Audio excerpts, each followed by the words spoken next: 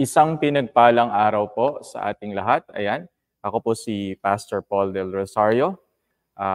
Tayo ngayon ay patuloy na tumutunghay sa pag-aaral natin ng Introduction to Pentateuch and the Historical Books. Ito ay pang-apat na lesson na natin. Part 2 ito. Ang ating pinag-aaralan dito ay yung libro ng Exodus, Introduction tayo to Exodus. So, ang purpose natin here ay ma-establish tayo sa ating kaalaman at magkaroon tayo ng mga introductory knowledge patungkol sa mga libro na ito ng Lumang Tipan. Napakahalaga po nito na magkaroon kayo ng introductory knowledge for us to, pag tayo nagpiprepare ng ating mga ituturo, nagpiprepare ng ating mga isi-share sa ating mga congregations, sa ating mga members sa church, ay meron na tayong knowledge about it na mas malalim na, kumbaga hindi lang mababaw yung kaalaman natin sa mga libro na ito, kundi mas malalim na yung ating kaalaman. So part 2 po ito, no? Itutuloy lang natin yung ating naging lesson last week or last video natin. Ang pinakahuli nating pinag-usapan doon ay yung mga themes na matatagpuan natin o tema na matatagpuan natin sa aklat ng Exodus. Manalangin po muna tayo bago tayo magsimula. Maraming salamat po, Panginoon, muli sa umagang ito or sa araw na ito, Panginoon, na ipinagkaloob niyo po sa amin. Salamat po, Panginoon, binigyan mo kami ng muli ng pagkakataon upang pag-aralan, Lord, itong mahalagang mga libro na cornerstone, mga pundasyon ng aming pananampalataya, pundasyon ng buong Biblia, Panginoon. At ngayong araw na ito, Panginoon, aming pag-uusapan o pag-aaralan yung aklat ng Exodus. Lord, I pray na maging makabuluhan itong hapon at ang araw na ito, Panginoon.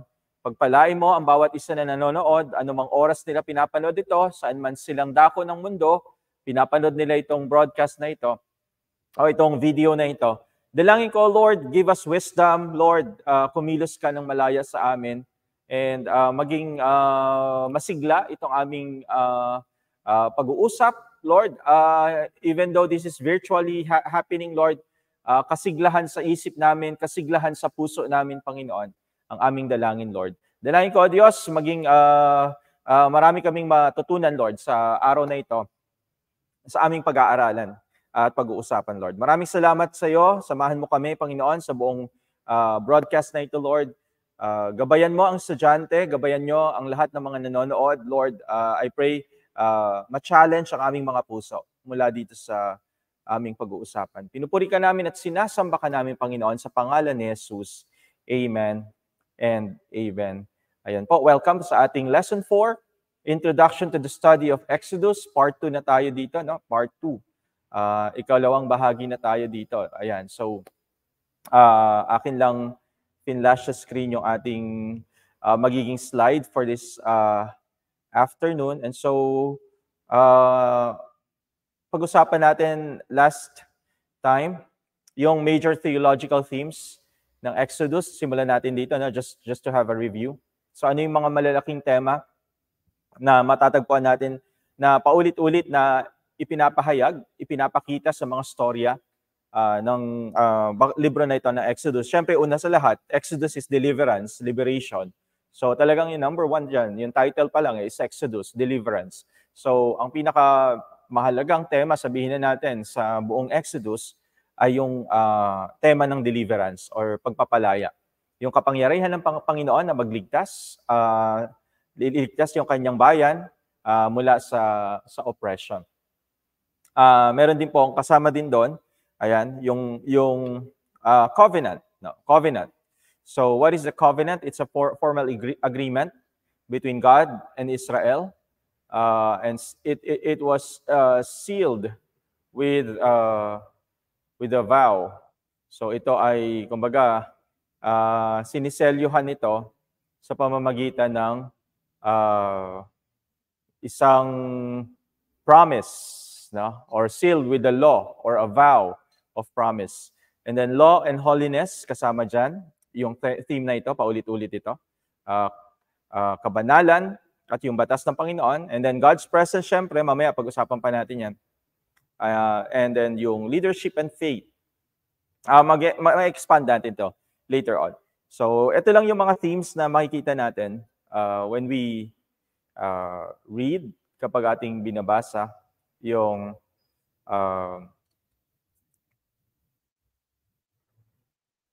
Exodus.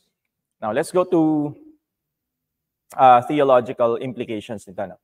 Ano yung theology nito behind this? So, mahalagang pag-usapan din natin dito. Talakayin natin. Ito na yung next part po. No? Theology. The book of Exodus is the second book of the Hebrew Bible and the Christian Old Testament is a cornerstone. What is a cornerstone? The foundation on which everything is built. So kapag sinabi mong cornerstone, it is the foundation on which everything is built. No? The cornerstone of what? The biblical, pag sinabi natin, no? It's the cornerstone of the biblical theology. So, sinabi natin yun, what is biblical theology? When you say biblical theology, it is the study of the unfolding of the revelation of God's plan of redemption. So, pinag-aaralan natin, iba to sa systematic theology na pinag-aaralan nyo ngayon. Kung meron kayong systematic theology na pinag-aaralan, ang biblical theology mas malalim siya. Ito ay pag-aaral na kung paano nag-unfold, kung paano nabubuklat sa yung patuloy na nabubuklat o nag-unfold yung kapahayagan ng plano ng Panginoon upang tubusin ang sangkatauhan throughout the Bible. So, it's the unfolding of the revelation of God's plan of redemption throughout the Bible. So, ibang-iba talaga siya sa systematic theology. Systematic theology is parang merong certain area ng theology na pag-uusapan natin, man and sin, Christ and salvation, doctrine of lasting, so on and so forth. So mga parang topical siya. When it comes to biblical theology, ang pag-aaralan mo talaga is yung scripture. How it unfolds, how the revelation of God's plan unfolds from Genesis up to Revelation. So tracing how themes, promises, and doctrines develop from Genesis to Revelation. Kung paano yung mga theme na binanggit natin kanina ay nagdi-develop for deliverance, sabihin na natin, liberation. Paano to nag-develop throughout the scripture? Pagdating ni Kristo sa Gospels, paano na-develop? O paano ito naihahambing? Paano nagiging kamuka ng Exodus or deliverance of Israel sa deliverance na dala ni Jesus? Paano sila magkamuka? O paano mas dakila ang pagpapalaya na ginawa ni Kristo. So, ganun ang biblical theology, no? So, ang sabi natin, ang Exodus is the cornerstone ng biblical theology. It is the foundation which everything is built, no? So, kung saan nabibuilt, saan itinatag itong God's plan of redemption, makikita natin ito sa Exodus. Kung paano mag-unfold yung redemption ng Panginoon, yung pagtutubos ng Panginoon, o kaya naman yung pagliligtas ng ating Panginoon. Ayan. Ang focus nito is understanding Scripture as a unified story. Ang understanding ng biblical theology, gusto ko lang bigyan kayo ng background nito para meron kayong understanding. So, ang focus ng biblical theology is maunawaan natin kung paano ang banal na kasulatan ay iisang story lang. It's a unified, no? Yung lahat ng mga storya nito, iba't iba to, but it is a unified story. Creation, fall, covenant, conquest, ano pa yon, kings, and everything. Iba't ibang mga kwento ito, pero they are unified together. No? And it reveals the character and purpose of God progressively. Pinapakita dito, syempre, yung salvation story, nagpa-progress, patuloy na umuunlad yung salvation story. At nire-reveal nito yung character ni Lord, nire-reveal nito yung katangian ng Panginoon at yung layunin ng Panginoon. At ang pinaka-highlight nito, no, yung pinaka-culmination nito ay doon sa person and work of Jesus Christ. Now, makikita itong lahat, kumbaga nagko-culminate ito, yung pinaka-peak nito ay makikita sa person and work of Jesus Christ. So, ang biblical theology, pag sinabi natin biblical theology, tinutulungan tayo nito. It helps us to see how all parts of the Bible are connected, are unified. Ito yung ginagawa ng biblical theology. And I hope kapag nag-pursue pa kayo ng pag-aaral nyo, yung inyong course ay merong biblical theology. Kasi mahalaga talaga ito. Kasi hindi natin tinitreat at ang Bible as parts. It is a unified, no? It is a unified story. Hindi siya it is made up of different story, pero yung story na yon, ang tinitingnan natin how it is unified at it points to Jesus Christ. Kung paano ito tumuturo kay Hesus Kristo. So makikita natin yung overarching plan of God for humanity through biblical theology. Mauunawaan natin. Ang systematic theology kasi, yung parang pinag-uusapan niya dyan sa salvation, yung mga different topics or different mga iba't ibang mga, ano bang tawag doon? Yung iba't ibang mga points or yung iba't ibang mga main points ng salvation natin, di ba? We have the regeneration, we have the conversion, yung mga ganun ang pinag-uusapan sa systematic theology. Pero sa biblical theology, hindi natin pag-uusapan yon. Pag-uusapan natin sa biblical theology is yung kung paano nag-unfold yung plan ni Lord from Old Testament to Revelation. From Genesis to Revelation. And it points toward God's plan for humanity through Jesus Christ. So ang point lagi ng kwento, lahat ng kwento dito sa matatagpuan natin sa scripture, ang pinopoint nito, ang itinuturo nito ay yung plano ng Panginoon, yung plano ng Diyos para sa sangkatauhan sa pamamagitan ng kanyang anak na si Hesus Kristo. So iba't iba yung portraits ni God, ini-explore dito yung theme ng deliverance, covenant, law, worship.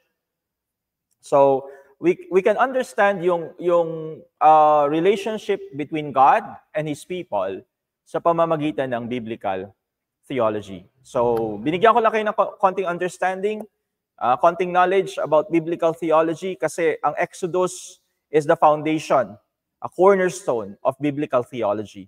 The foundation on which everything is built is the Exodus, the book of Exodus. It is the cornerstone. Now, let's go to the theological themes. Ito yung mahalaga dito, no? Mahaba-haba ito, but kumuha na kayo ng tubig, kumuha na kayo ng inumin, mahaba-haba itong pag-uusapan natin ngayon dito sa theological theme ng Exodus. Gusto ko mag-focus tayo dito dahil mahalaga itong ating pag-uusapan dito.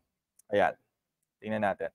Ayan. Key theological themes in Exodus. So, the last time, ay pinag-usapan natin yung mga major themes. So, in a way, parang connected itong pag-uusapan natin today sa theme. Now, although, ang pagkakaiba lang nila is maikli lamang nating pinag-usapan, pahapiyaw lang natin pinag-usapan sa major themes.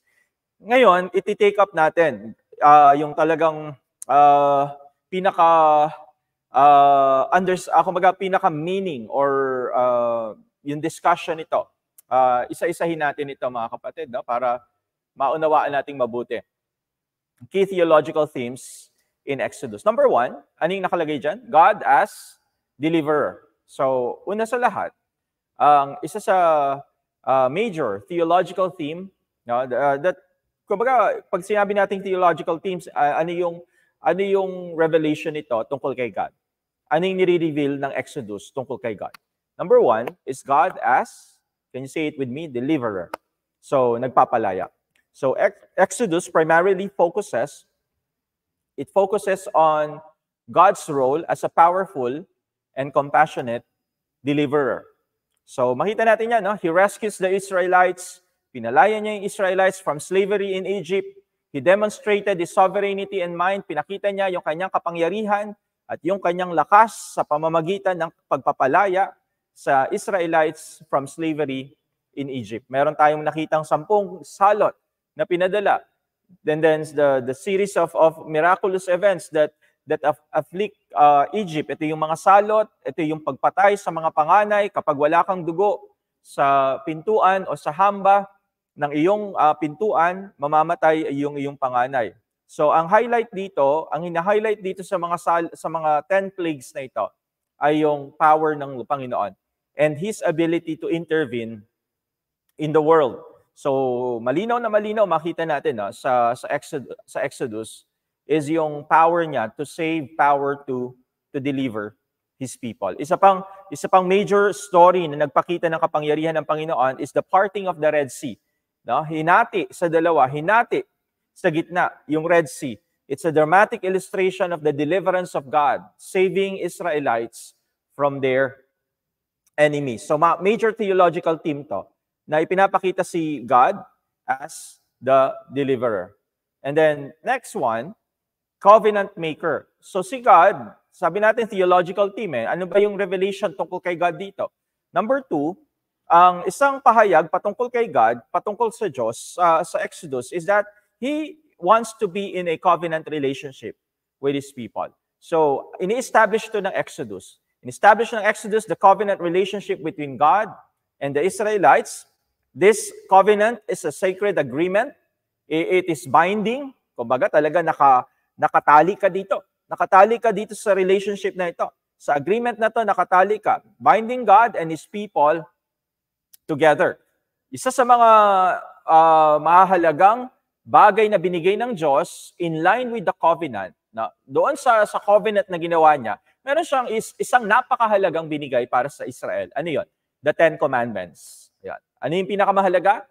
10 Commandments. Isa sa mga pinakamahalaga, sabihin na lang natin, isa sa pinakamahalaga, yung 10 utos ng ating Panginoon. Part ito ng kanilang covenant. No? It outlines the moral and kung paano sila, kumbaga, yung moral or ethical, kung paano sila mamumuhay as a people of God. So yan. It outlines how they are to live as the chosen people of God. Ano yung expectation ng Lord na susundin nila.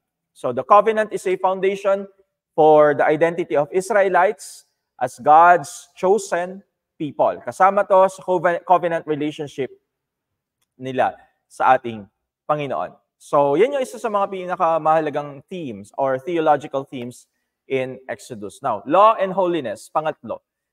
Makita natin, di ba? God is the giver of the law and God is holy. Another revelation yan, another pagpapahayag yan sa Exodus. Kapag binasa mo ang libro ng Exodus, kitang-kita mo ito. Yung tema na ito, God as a lawgiver and God as holy, as a holy God. So the book of Exodus contains significant portion of the Mosaic law.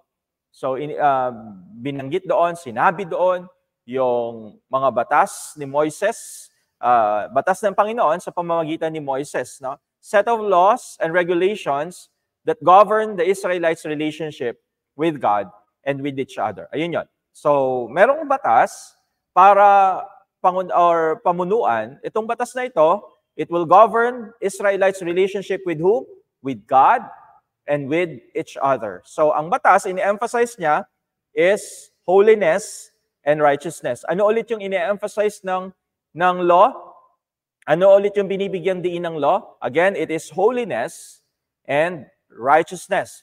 It calls the Israelites to live in accordance with the standard of God. Tinatawag yung mga Israelita, mamuhay kayo ng naaayon sa pamantayan ng ating Diyos. At ito nakikita ang batas, no? Tinitingnan ng batas bilang pamamaraan para makalapit ka sa Diyos and maranasan mo yung blessing ng Panginoon. So the law is seen as a means of drawing closer to God and experiencing His blessing. Ganyan yung pananaw ng Israelita. And alam nyo, dumating ito hanggang, kumbaga, nanatili ito, na pananaw nila hanggang dumating ang Panginoong Hesukristo. At ang Apostol Pablo, pag binasa niyo yung Romans 9-11, marami siyang sasabihin about this, no? Na itong ating paniniwala na ito, that the law is a means of drawing closer to God, experiencing His blessing and salvation, ay inabolish na ng ating Panginoong Hesukristo. Si Kristo na, ang faith in Christ na pananampalataya na kay Kristo, ang siyang pamamaraan upang maranasan mo yung blessing of salvation ng ating Panginoon. So, para sa mga Israelita, ganito yung pananaw nila kasi, no? Yung batas, ito ang nakikita nilang pamamaraan para mapalapit sila sa Panginoon, sa Diyos, at maranasan yung kanyang blessing. So, isa sa mga theological themes, no, the revelation about God in Exodus is He is the lawgiver and He is holy. Isa pa dito, because God is sovereign, God is powerful, kasama dito syempre yung worship. Isang major theological theme ito sa Exodus, yung pagsamba sa Diyos at yung mga rituals na gagawin mo bilang pamamaraan ng pagpupuri at pagsamba sa ating Panginoon. So Exodus describes, nasabi dito, no? Exodus describes the establishment of the tabernacle. Dinidescribe to. Makita natin later on yan. As a place of worship and as a place of sacrifice. So malaking mahalaga para sa Israel. No? Napakahalaga para sa Israel yung tabernacle because it's their place of worship. Doon nila pinupuri, sinasamba ang Diyos at yun doon din nila inaalay yung kanilang mga alay sa ating Diyos. So the tabernacle represents God's presence among the Israelites. Yung tabernakulo na tinatawag natin, ito ay nagre-representa ng presensya ng Diyos sa mga Israelita. At it serves, no, a focal point in their religious life. Parang ito yung center no, ng religious life ng Israel, yung tabernacle. Dito kasi nangyayari yung worship. Dito nangyayari yung mga rituals and sacrifices. So sabi nga, it's a focal point. Ito talaga yung focus nila sa religious life nila, yung tabernacle. And the priestly rituals and sacrifices that are prescribed in Exodus, they are central to the Israelites' worship activities. So, yung mga rituals na itinatag and the sacrifices that are prescribed, na kung ano man yung kanilang gawin na hindi tama sa harapan ng Panginoon, may nakaprescribe na sacrifice na dapat nilang gawin. Now, it is central in Israelites' worship practices.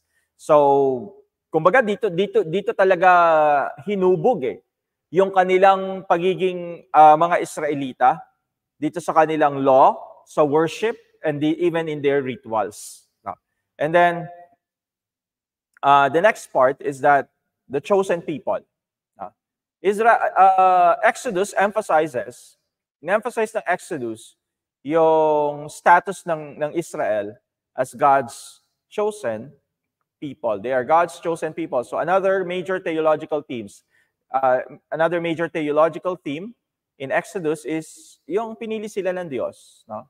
Pinapakita sa Exodus yung pagpili sa kanila at patuloy na kung paano patuloy silang pinili ng ating Panginoon. They are set apart from other nations, sabi dito. They are set apart from other nations and they have a special relationship with God.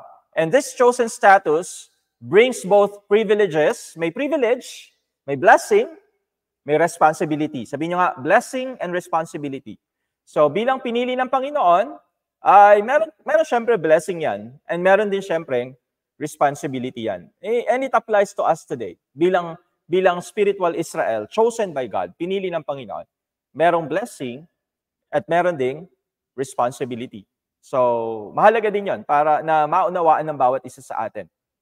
Bilang kinikilala natin ang bawat isa na pinili ng ating Panginoon. The Israelites are expected to be a model of righteousness and holiness. No? Inaasahan sila na maging modelo ng katuwiran at kabanalan sa mga bansa na nakapalibot sa kanila. Makita ang kabanalan at katuwiran sa kanilang mga pamumuhay.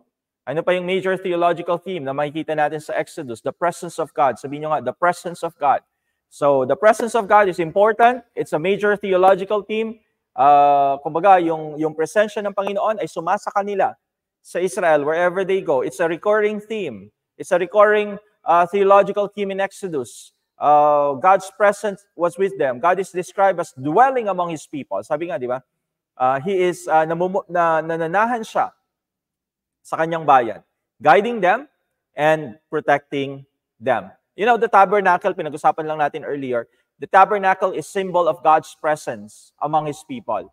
And the Israelites are encouraged. They are encouraged to seek intimacy with God through worship and obedience of the law. So sa pamamagitan ng kanilang pagsunod sa batas at pagpupuri, yung kanilang worship practices ay, kumbaga, ito yung nag-i-encourage sa kanila or ini-encourage sila nito na maging malapit sa ating Diyos. Ano yung implications nitong mga pinag-uusapan natin ngayon? Again, isa-isahin ulit natin. The presence of God, the chosen people, worship and ritual, law and holiness, the covenant relationship, and God as deliverer, our major theological themes. Pwede natin sabihin theology of Exodus ay ito mga bagay na ito. Ano yung theological implications naman na sinasabi natin when we talk about the theology of Exodus? What are the implications of it? One of the implications of it, pinapakita talaga dito, is yung sovereignty ni God and His power. You know? So it affirms God's absolute sovereignty. He is in control. Truly, He is in control over everything. Amen? And He has the power over the universe, over the nations, over the people. You can see it. Over Egypt, di ba?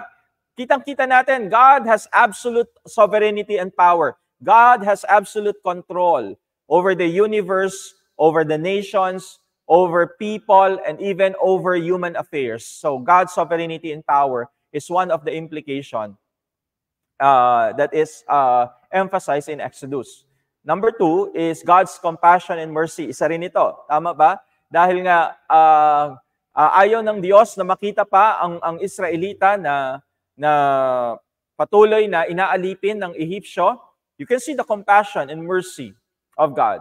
Now, God is portrayed here as compassionate and merciful. He provides light for them. He provides food for them while they were traveling, while they were in journey towards the promised land. You can see the compassion and mercy of the Lord. Makita mo rin yung galit ng Panginoon, nagpupuyos sa galit ng Panginoon, pero sa kabila nun, kitang-kita din natin yung compassion and yung mercy ng ating Panginoon sa Exodus. Number 3, God's holiness and righteousness. Kitang-kita din po natin ito, yung kabanalan niya at katuwiran niya. Kaya nga, He cannot look unto sin. Nung nagkasala sila ng idolatry, habang naghihintay sila kay Moises, nagpagawa sila ng Baal, nagalit ang Diyos sa kanila, di ba? Binasag ng Diyos sa pamamagitan ng tablets, sa pamamagitan ng tablets mula sa Mount Sinai, nabasag yung Baal na kanilang sinasamba. Because God is holy, God is righteous. The book emphasizes the importance of living a holy and righteous life in accordance with God's laws. And then God's covenant relationship. So yung intention ng Panginoon talaga na nais niya magkaroon ng isang pakikipagtipan. Yung relasyon na may pakikipagtipan, hindi lang yung relasyon na wala kang anumang pananagutan o responsibilidad. Ganun ang ating Panginoon. Gusto niya magkaroon ng relasyon sa bawat isa, pero itong relasyon na ito, meron tayong responsibilidad at meron tayong pananagutan. Amen po ba? Yung mga nanonood ngayon, tama yan? Tama po ba yon? Na mula noon hanggang ngayon, ganito yung nadidevelop na relationship natin sa Panginoon. It is a relationship of blessing, but it is also a relationship of responsibility. Meron tayong responsibility. So Exodus provides a foundational understanding. Binibigay ito ng Exodus sa atin, yung foundational understanding of the covenant relationship. Do you want to understand how covenant relationship works? Read Exodus. Basahin mo yung Exodus, matututunan natin kung paano nag-work yung covenant relationship between God and His people. And this is a theological theme. This is a theological implication that continues throughout the Bible. And even until today, ganito pa rin ang pananaw ng ating Panginoon. Kapag tayo ay nagkaroon ng personal na relationship sa ating Panginoong Hesukristo, na-establish yung relationship natin, hindi lang ito relationship of blessing, merong kasama kaakibat ito na responsibilidad sa bawat isa. May pananagutan tayo sa ating mga Panginoon, sa ating Panginoon. mga kapatid. So the theology of Exodus, yung teolohiya ng aklat na ito, yung pangalawang aklat sa Biblia, napaka-rich niya, napakayaman niya, and it is also multifaceted. It offers insight into the nature of God. Pag sinabi nating multifaceted, hindi lang siya one way, no? Hindi lang siya iisa lamang yung pinupunto, isa lamang yung pinapakita. Ang dami niyang pinapakita, napakayaman ng libro na ito. Ang dami niyang pinapakita, mga insights, mga pananaw o katangian patungkol sa katangian ng ating Panginoon. Maraming ipinipresent sa atin, no? It offers us insights into the nature of God. The relationship between God and humanity, kitang-kita din natin. The meaning of life, ang kahulugan ng buhay, kitang-kita natin ito sa sulat ng sa libro na ito ng Exodus. So by studying Exodus, we can gain deeper understanding of the biblical narrative and foundations of Christian faith. I'd like to post this now, and if you can write this down, napakahalaga nitong point na ito na pwede nating pakatandaan itong point na ito. By studying Exodus, we can gain a deeper understanding of the biblical narrative, yung kwento ng Biblia, yung biblical theology na tinatawag natin, na yung biblical narrative, yung storya ng redemption ng Panginoon, mas lumalalim yung ating pananaw, mas lumalalim yung ating pangunawa, and the foundations of our Christian faith. Kaya napakahalaga mga students, lahat ng mga nanonood ngayon, napakahalaga talaga basahin natin, pag-aralan natin ang ikalawang libro ng Exodus, kung paano natin pinapahalagan yung Genesis. Ganun din dapat natin pahalagahan itong libro na ito, because it's the foundation. We gain deeper understanding on the foundations of our Christian faith. So covenant, so we have God's sovereignty and power, God's compassion and mercy, God's holiness and righteousness, and then God's covenant relationship. So Exodus highlights God's character. Yung katangian ng Diyos, ito yung talagang binibigyan ng liwanag ng sulat sa Exodus, or yung second book ng Bible. His faithfulness, ano yung character ni Lord? His faithfulness, His justice, and even His mercy. So the book reveals God. Pinapahayag ng libro na ito si God bilang covenant-keeping God. Faithful siya sa covenant niya sa bawat Israelita. He remembers His promises to Abraham, Isaac, and Jacob. Ganito pinapakilala si God sa Exodus. Covenant-keeping, who remembers His promises to Abraham, Isaac, and Jacob, and He acts to fulfill His promises to them. Exodus also shows God's holiness and the requirement, the need for purity among His people. Kailangang mamuhay ng banal yung kanyang tinatawag na bayan, as reflected in the giving of the law and detailed in the instructions for the tabernacle. Makita natin yung holiness ng Panginoon doon. Makita natin yung righteousness ng Panginoon. Dinitalye ito sa batas, at kung paano itatayo yung tabernacle, kung paano magfa-function yung tabernacle, dito mo makikita talaga yung holiness ng Lord. Dito mo makikita yung katuwiran ng ating Panginoon. So, yun yung when it comes to the theology, yun yung ating pwedeng maging foundation dito. Yung ating diniscuss, yung ating tinilakay just now, those are the theological themes and implications of the book of Exodus. Now, anong significance, pastor, ang tanong natin, anong significance, pastor, ng Exodus sa buong scripture? Ano yung kahalagahan niya? Ano yung importansya niya sa buong canon? Pag sinabi natin canon from Genesis to Revelation, yung canon of scripture, yung kung ano yung meron tayong standard ng Old Testament and New Testament. What is the importance of Exodus? It's foundational. Can you say it with me? Foundational to the Old Testament and the entire Bible. Kaya talagang it has huge significance Napakalaki ng significance ng Exodus sa buong canon ng Scripture. Why? Because it is foundational to the Old Testament and the entire, hindi lang sa Old Testament mga kapatid, but to the entire Scripture. Bakit nasabi natin yan? Because of the themes of deliverance, covenant, the law that was introduced in Exodus. Yung deliverance, yung covenant, yung law, it was introduced in Exodus. It resonates throughout the Scripture. Umaalingaw-ngaw siya sa buong kasulatan. Makita natin to. Deliverance, covenant, and law. It resonates throughout the Scripture. It influences later books, including the New Testament.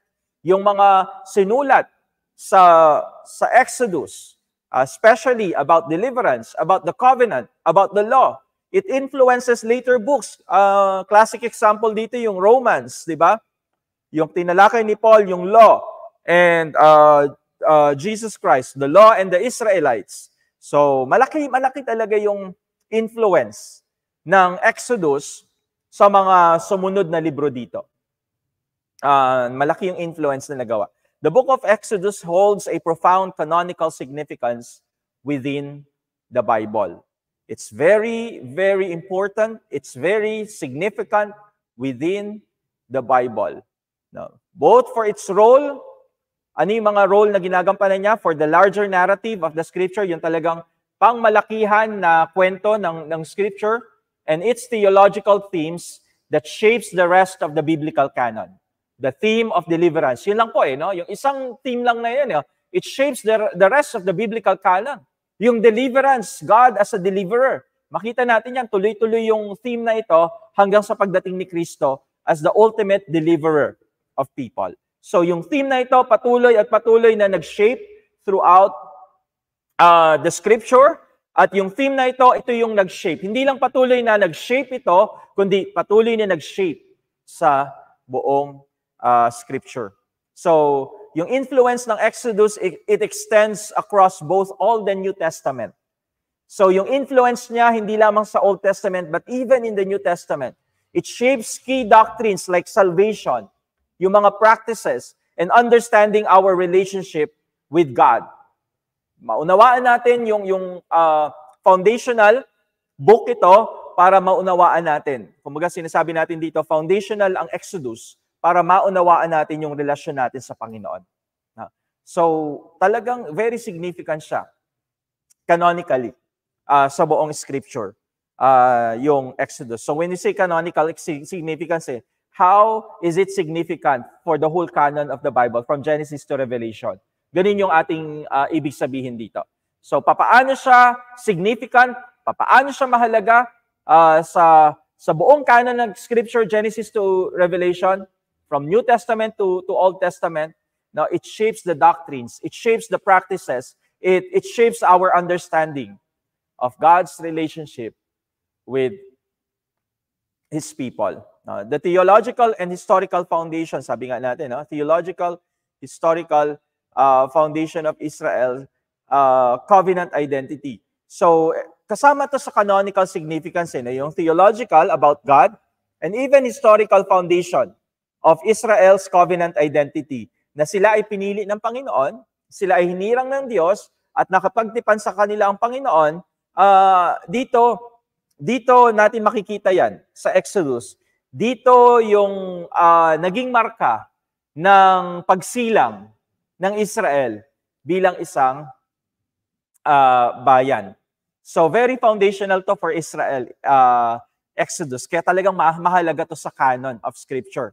Kasi dito mo makikita yung pagsilang ng bayan ng Israel bilang isang bayan na hinirang ng Diyos, o hindi bayan, bansa, bilang bansa. Bakit? Before Exodus kasi, bago nangyari yung covenant at bago sila tinawag na bansa, before Exodus, Israel is a family. Now, isa siyang pamilya. Descendants of Abraham, descendants of Isaac, descendants of Jacob, and then Joseph. Di ba? Isang pamilya siya. In Exodus, sa Exodus, this family becomes a nation. Delivered from slavery from Egypt. Nakukuha po natin, nasusundan natin to. So nagkaroon sila ng identity as a nation dito sa Exodus, no? So this family, kino-consider lang silang family before Exodus, but this family becomes a nation. They were delivered from slavery in Egypt. They were formed through the covenant at Mount Sinai, and they were called to be God's chosen people. So the canonical significance, yung significance nito sa canon of Scripture of this, no, it lies in the fact, ito ay makikita natin doon sa katotohanan that Exodus establishes Israel's identity that as God's covenant people. Saan natin makikita ulit? Dito sa identity, pagkakakilanlan ng Israel as God's covenant people. So makita natin yung canonical significance ng Exodus doon. When God establishes or Exodus establishes the identity of Israel as God's covenant people. Dito natin kasi yan mababasa eh. Dito yan established sa book ng Exodus. Kung paano natatag yung kanilang pagkakakilanlan bilang bilang bayan na pinagkasundo, pinagtipan ng Panginoon sa kanyang sarili. Makita natin yan yung sa covenant at Sinai, di ba? Ayan, the covenant at Sinai. The covenant between God and Israel at Mount Sinai, where the law is given. And is one of the central events in biblical theology. Again, bumabalik lang tayo sa biblical theology, kaya binanggit ko sa inyo yung meaning ng biblical theology. No? It's studying or understanding yung pag-unfold, understanding how God's plan of redemption and salvation unfolds throughout the Scripture. So mahalaga ito. Yung covenant at Sinai, it's one of the central events in biblical theology. Dito kasi nagpatuloy na nag-unfold yung plano ng Panginoon ng pagliligtas at pagtutubos sa kanyang bayan. The covenant at Sinai, it lays the foundation for Israel's relationship with God. Pundasyon ito ng kanilang relasyon sa Panginoon, the covenant, as His chosen people. And this relationship becomes a theme, a key theme, mahalagang tema throughout the rest of the Old Testament. Covenant relationship. Sumunod ka sa relationship na ito, ibibless ka ng Panginoon. Ikaw ay sumuway sa covenant relationship, parurusahan ka ng ating Panginoon. Makita natin yan. Mula Exodus, throughout Old Testament, makita natin even the prophets talks about it. How Israel has failed to follow, or how Israel has failed in their covenant with God.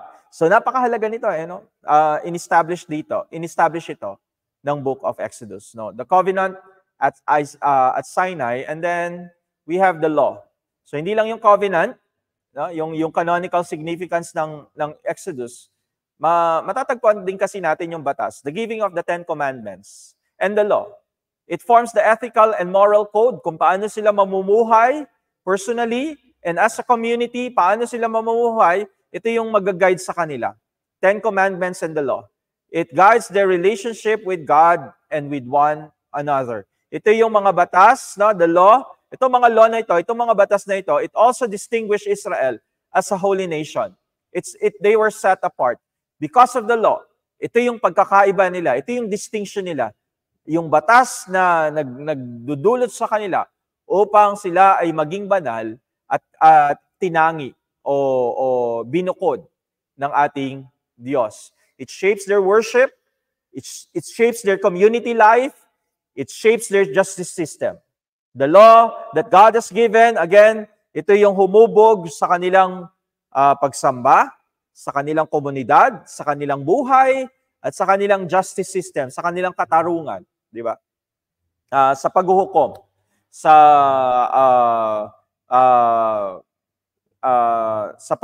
yung justice system, sa hustisya, sa hustisya, yung batas at 10 commandment ang siyang nag-form, nag-shape, nag-guide sa Israel. So Exodus as the defining event of Israel. Isa pang napakahalagang tinatalakay natin dito sa under canonical significance is that Exodus as the defining event of Israel, the deliverance from Egypt, ibig sabihin. So the deliverance in Egypt is the defining event of Israel. So we say that the Exodus event, God's deliverance of Israel from slavery in Egypt, is foundational for the identity of Israel. Sa pagkakakilanlan ng Israel, mahalaga itong Exodus event na ito. It is foundational sa identity nila. It becomes the pattern of salvation throughout the Bible. Yung nangyari kasi sa deliverance of Israel ay patuloy na magiging pattern nito ng pagliligtas ng Panginoon throughout the Bible hanggang sa pagdating ng Panginoong Hesukristo. This will become a pattern. So the Exodus event. So it's a defining event for Israel. So it defines their identity. When you say a defining event, ito yung pangyayari na talagang magpapakilala sa kanila o magbibigay kahulugan sa kanila bilang mga pinili ng ating Diyos. Israel as the defining event, or Exodus as the defining event of Israel. Now, we also have the divine, what we call the divine intervention. So the Exodus event, number 1, God's deliverance of Israel, is foundational in their identity. Now, divine intervention, God's miraculous deliverance from Egypt, is seen as a defining act. So, defining identity, number 1, the Exodus event, divine intervention, the defining act of divine salvation. Ito talaga yung nagbibigay ng talagang tunay na kahulugan kung sino ang Diyos at ano yung kayang niyang gawin. His defining act of divine salvation. The event is frequently recalled throughout the Old Testament. Makikita natin, laging binabalikan kung paano niligtas ng Panginoon, kung paano pinalaya ng Panginoon ang Israel mula sa Ehipsyo. Uulit-ulitin ito ng mga propeta. Uulit-ulitin ito ng mga authors sa Old Testament. Deuteronomy, Joshua, 1 Samuel, makita natin, inuulit yung kwento na ito. Ipinapaalala sa Israel yung kapangyarihan ng Diyos, katapatan ng Diyos, at yung pagtutubos ng ating Diyos. So, it reminds Israel, not only the physical Israel, it should also remind us of God's power, God's faithfulness, and God's redemptive work. Now, number 3.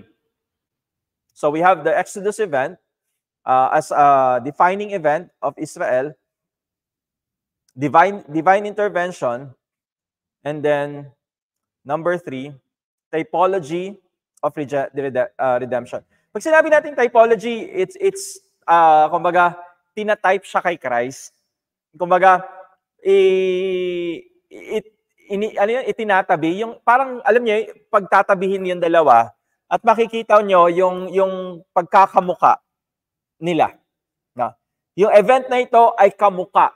It's a type. No? Hindi ako makaisip ng Tagalog ng type. No? Yung sabihin na lang natin, it's parang sinasalamin, parang gano'n, no?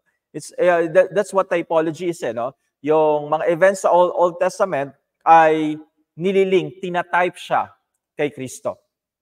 The Exodus event serves as a type of foreshadowing, sabi nga dito, no? Foreshadowing of later redemptive acts, particularly in the New Testament, in the life of Jesus Christ. Sa buhay na ito ni Kristo. So, yun yung makikita natin. It's a typology of redemption. The deliverance from Egypt is a prefiguration. It's a type of Christ's deliverance from sin. Parang ganun po, yung typology. So, deliverance from Egypt, prefiguration, a typology of Christ's deliverance from sin.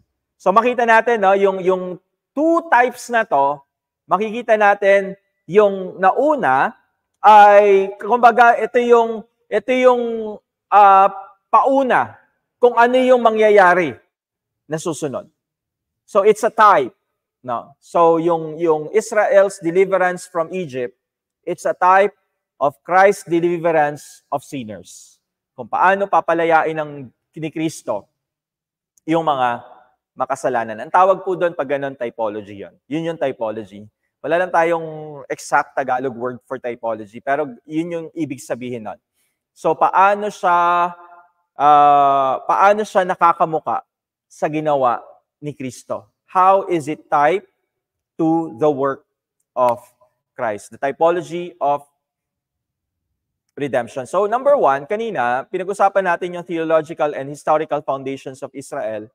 Number 2, when it comes to canonical significance, dapat din nating pag-usapan dito yung establishment, tinatawag nating the establishment of God's covenant, law, and worship. Kasama dito yung 10 Commandments.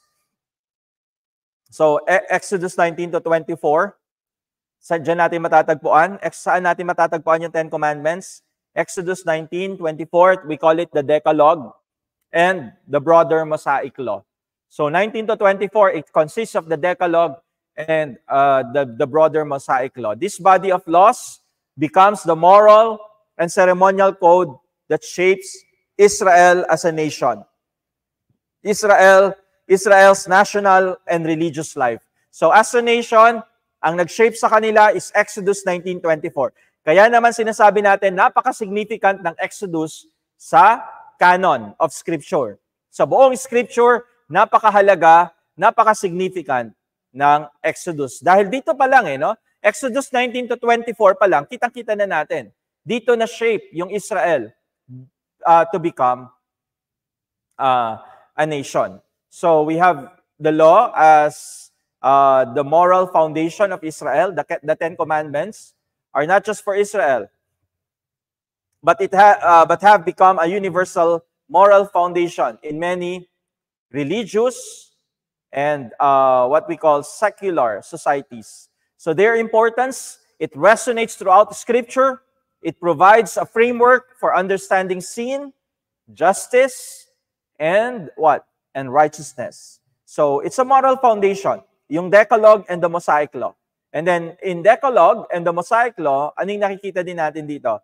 Yung law and worship. The law and grace ng Panginoon. In Christian theology, the Mosaic Law, it lays the groundwork for understanding human sinfulness and the need for grace. For more of this, you can read Romans. Makita natin doon. Ang punto ni Paul, hindi natin maaabot ang standard ng batas. Kaya yung grace ng Panginoon dumating sa bawat isa sa atin. Maiintindihan natin ito sa Exodus, yung Mosaic Law. Because it laid the groundwork for understanding human sinfulness.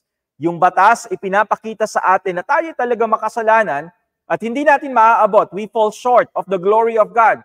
Yan ang pinakita sa atin ng batas. Kaya naman, kailangan natin yung grace ng ating Panginoon. Kailangan natin yung grace. Kailangan lumakad tayo sa pananampalataya under the grace of God.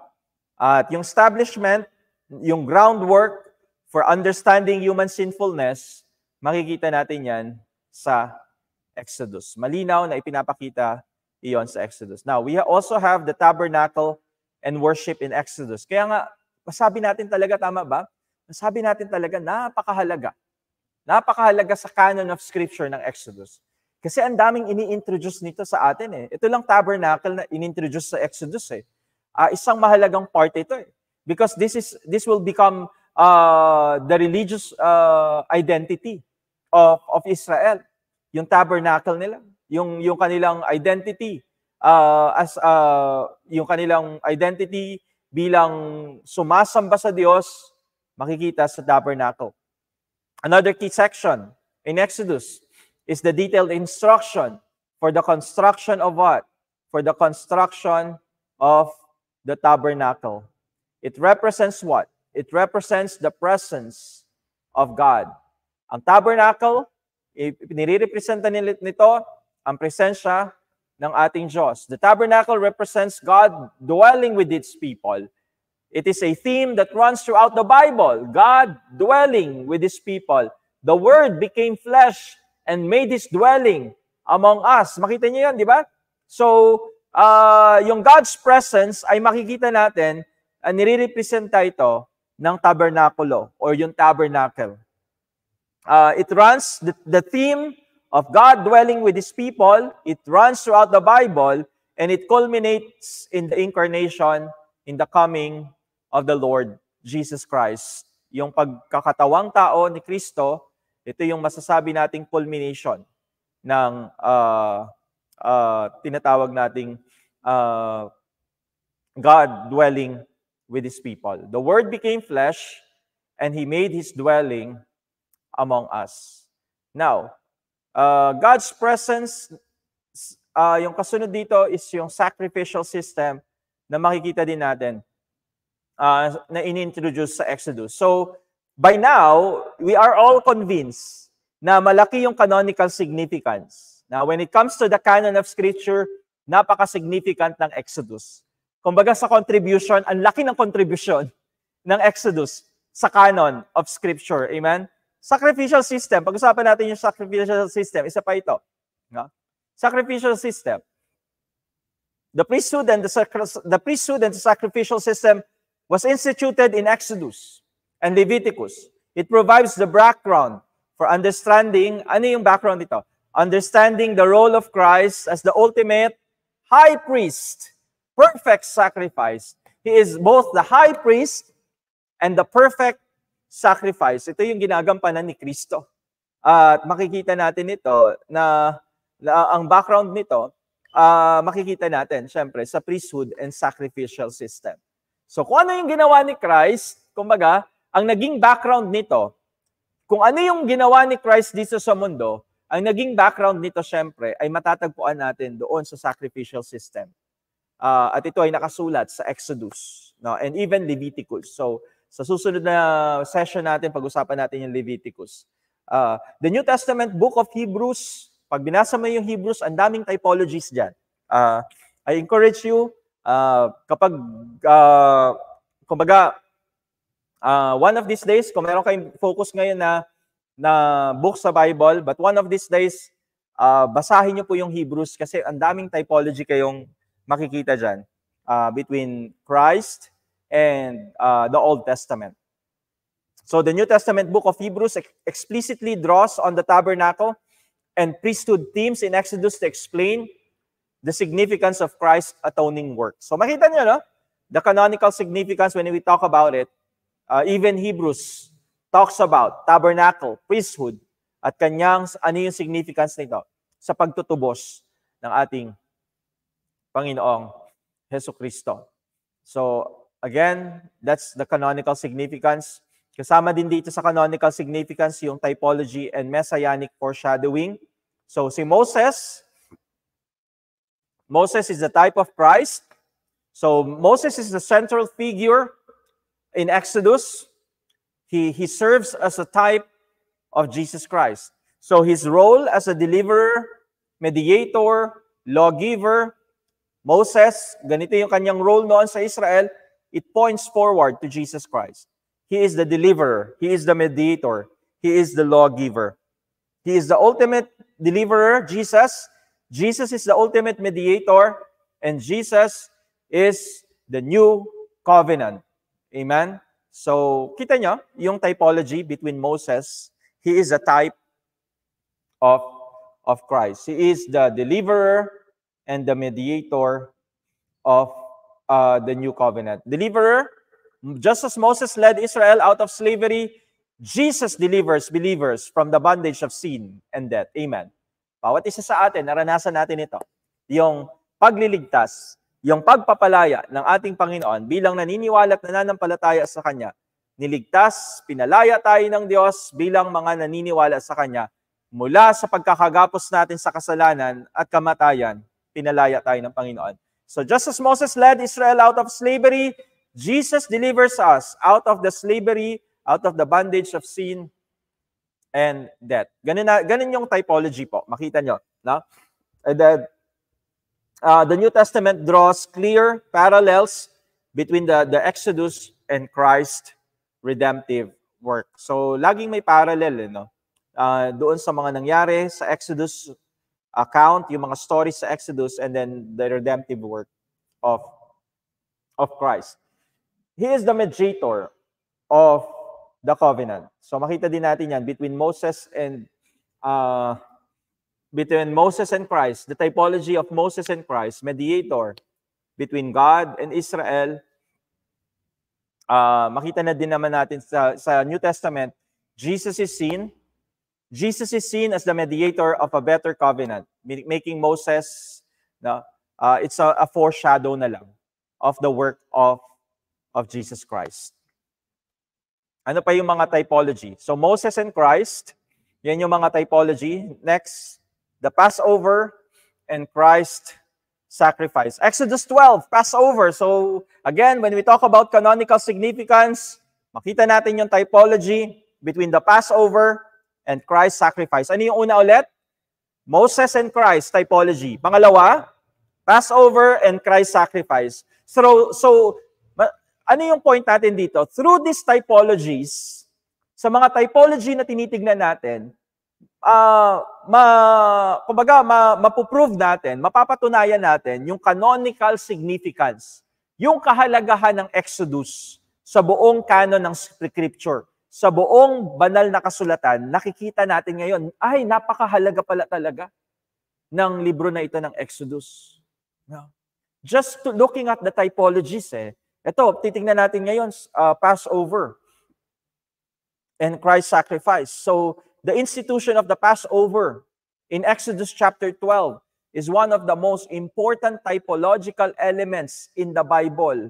Ano ba yung matututunan natin, no?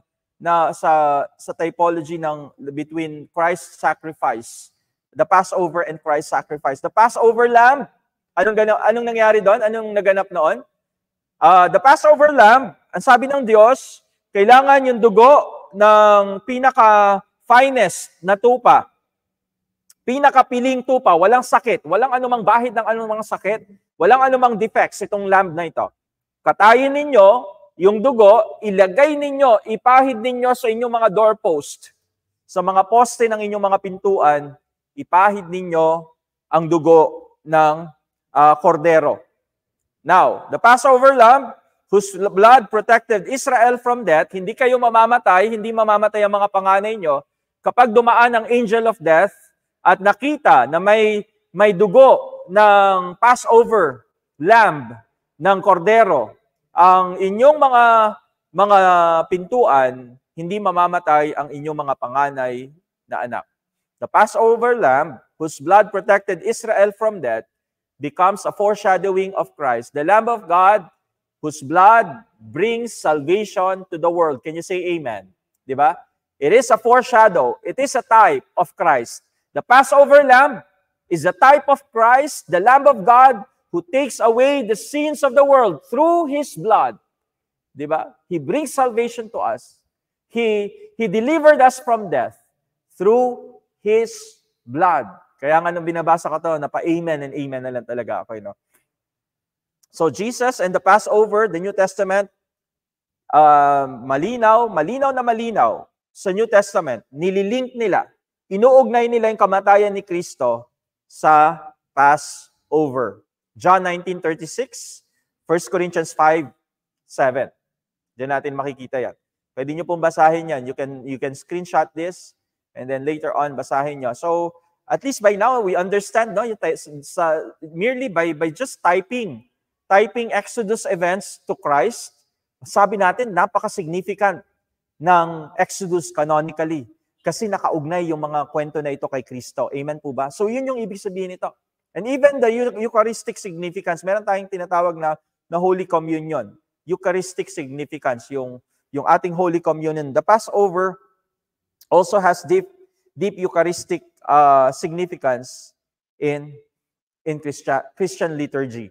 So the Last Supper, which Jesus shared with His disciples, was what was that? It was a Passover meal.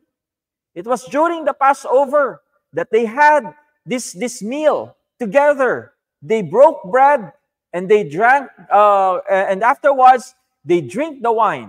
No, the Christian sacrament of communion is founded on this Passover meal of Jesus Christ. Ano yung theme ulit ng Passover? Ipinapakita lang talaga doon sa Holy Communion.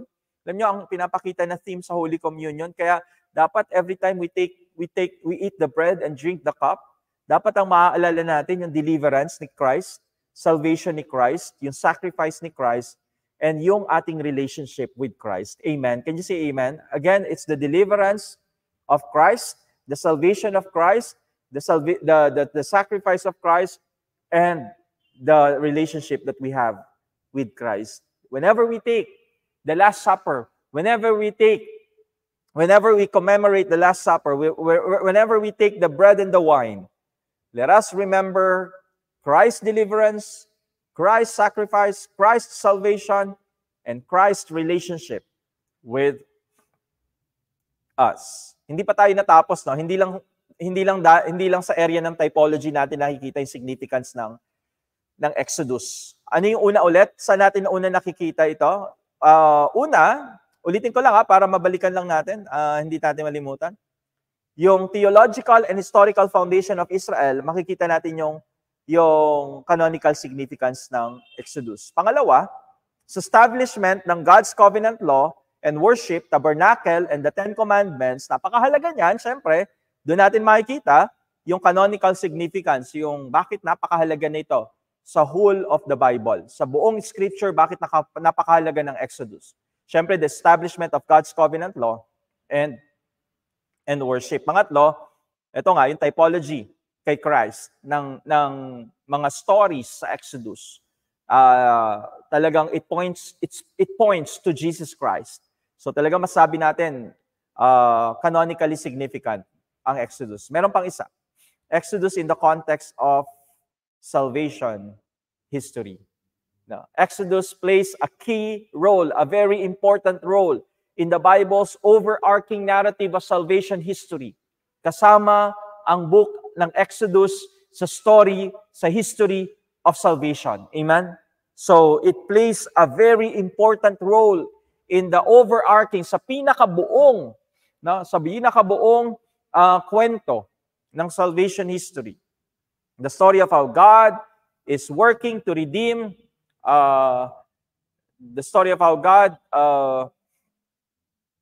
working to redeem and restore His creation. So anong ibig sabihin natin dito? Palawakin lang natin konti. Sabihin nyo nga, theological continuity. There is a theological continuity. Exodus, what does Exodus, the stories of Exodus do? It bridges the narratives, the story of Abraham, Isaac, Jacob, Joseph. It bridges those narratives of Genesis with the history of Israel as a nation. Kaya hindi mo pwedeng tanggalin ang Exodus sa canon of Scripture. Hindi mo pwedeng tanggalin ang Exodus sa buong Biblia. By now talaga, we understand the significance of Exodus in the whole of Scripture. Napakalaki po. Tama po ba? Napakalaki ng significance, napakalaki ng kahalagahan ng ikalawang libro na ito ng Biblia. Nasa ikalawang libro pa lang tayo ng Biblia ngayon, pero kitang-kita natin yung kahalagahan nito sa buong Scripture. God promises to Abraham, Isaac, and Jacob, yung promise niya, God's promises, they are fulfilled in the deliverance from Egypt and the giving of the land to their descendants. So not only theological continuity, but in the context of salvation history, sa konteksto ng kaligtasan, sa konteksto ng kasaysayan ng kaligtasan, the redemption narrative, yung kwento ng pagliligtas. Exodus, again, what does the word Exodus means?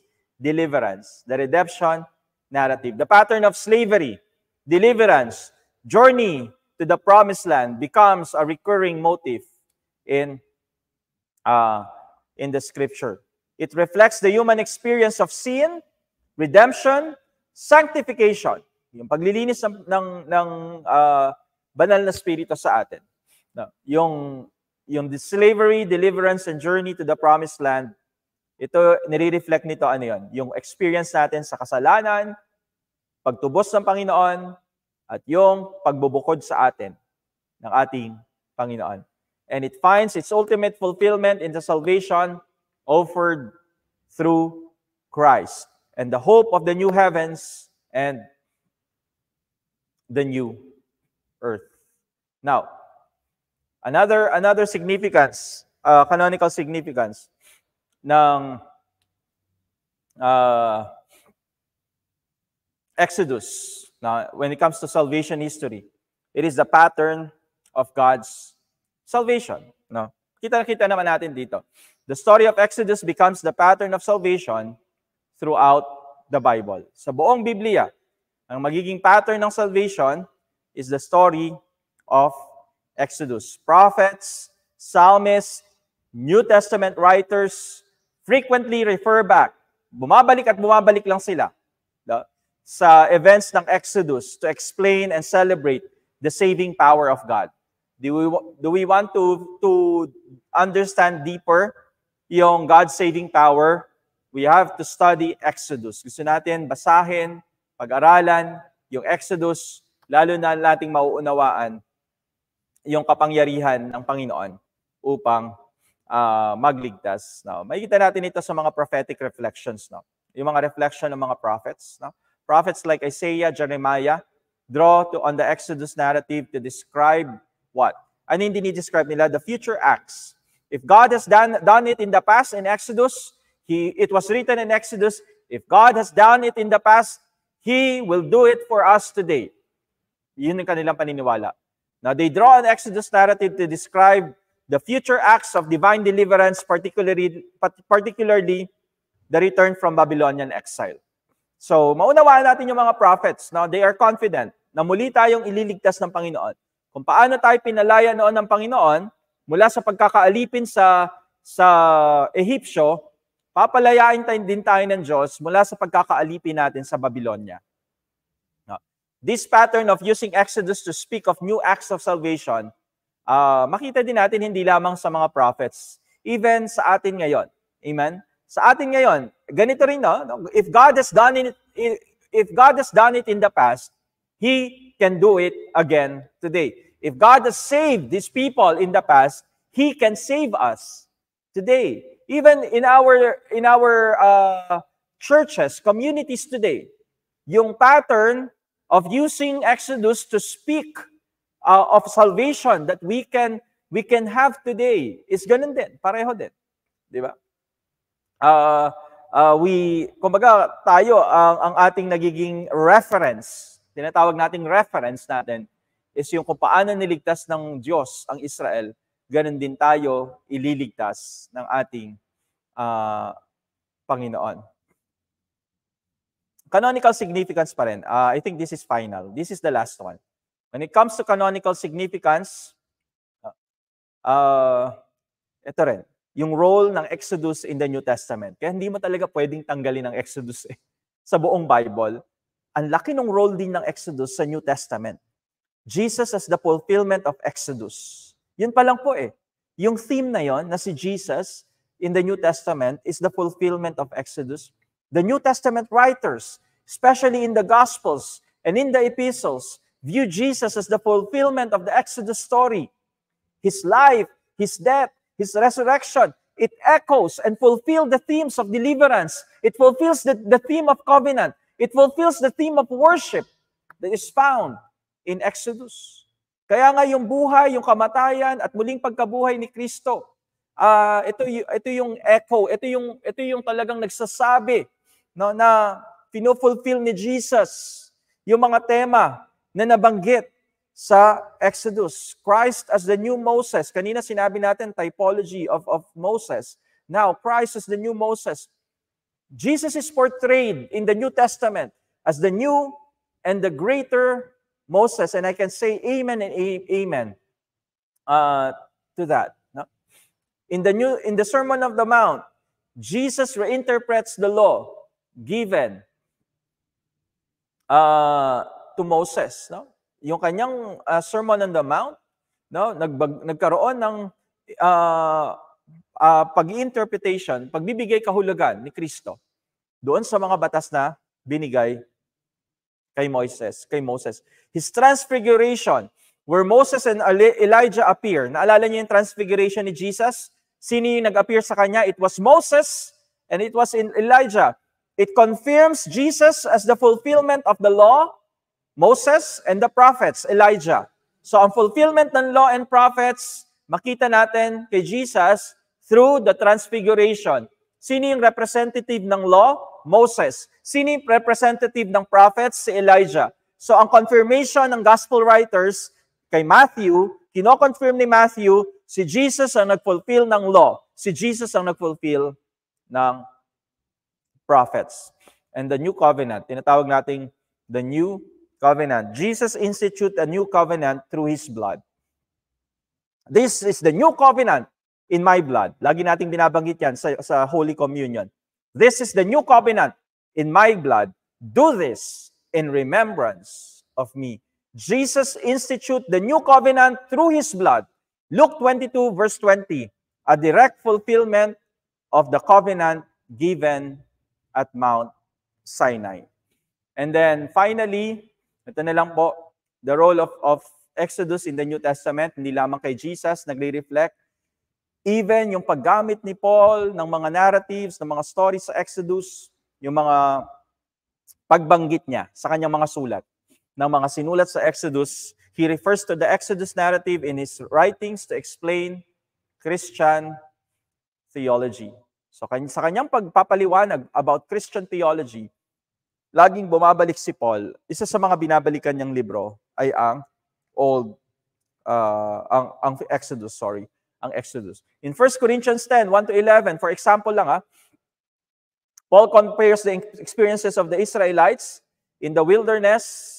Pag tinignan niyo yung 10, 1-11, 1 Corinthians 10, 1-11, Paul compares the experiences of the Israelites in the wilderness to the Christian life. Warning. Ano yung warning ni Paul dito? Warning that the church not to repeat the mistakes of the Israelites in the wilderness. So makita niyo yan sa 1 Corinthians 10, 1-11. So baptism and the Red Sea, banggitin ko na lang, wilderness experience and sanctification, lahat yan, ang reference ni Paul, Exodus. Lagi siyang bumabalik sa Exodus. So, sa pagtatapos natin, hindi pa tayo tapos sa lesson, pero sa pagtatapos nitong canonical significance na ito, by now, convinced tayong lahat dito, tama? Convinced tayong lahat, hindi natin pwedeng tanggalin ang Exodus sa Biblia. Hindi natin pwedeng alisin. No? It has such a great canonical significance. No? Such a great canonical significance ang Exodus na hindi mo talaga pwedeng alisin siya sa canon of Scripture. The book of Exodus plays an essential role in the biblical canon, providing foundational themes of covenant, deliverance, covenant, law, worship, and divine presence. Ipopost ko ito dito. Napakaganda nitong sinabi dito. Ayan. So, basahin natin ng sabay-sabay. Samahan niyo akong basahin. The book of Exodus, it plays an essential role in the biblical canon. It provides foundational themes of deliverance, covenant, law, worship, and even what? Even divine presence. Divine presence. Now, ang sumunod dito sa canonical significance is the purpose. No? Balikan lang natin sandali yung purpose. No? I think last time may mga binanggit na tayo about the purpose of Exodus. Let's continue on.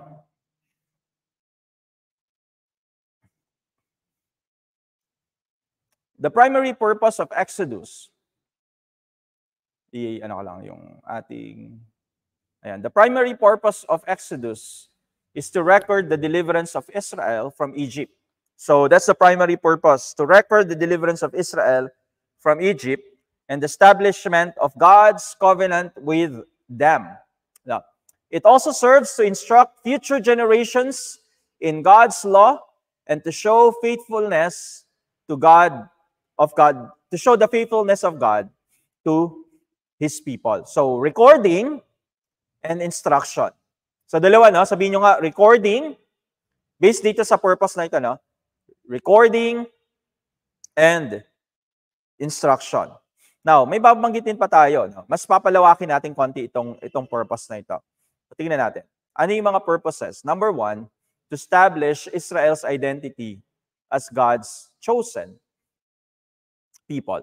So, Exodus recounts the Israelites' liberation from the Egyptian slavery and their journey to the Promised Land. So, ang nangyari no, sa libro na ito, nire-recount niya, binabalikan niya yung pagpapalaya ng Israel, pagpapalaya sa Israel from Egyptian slavery and their journey to the Promised Land. So ano yung ginagawa nito?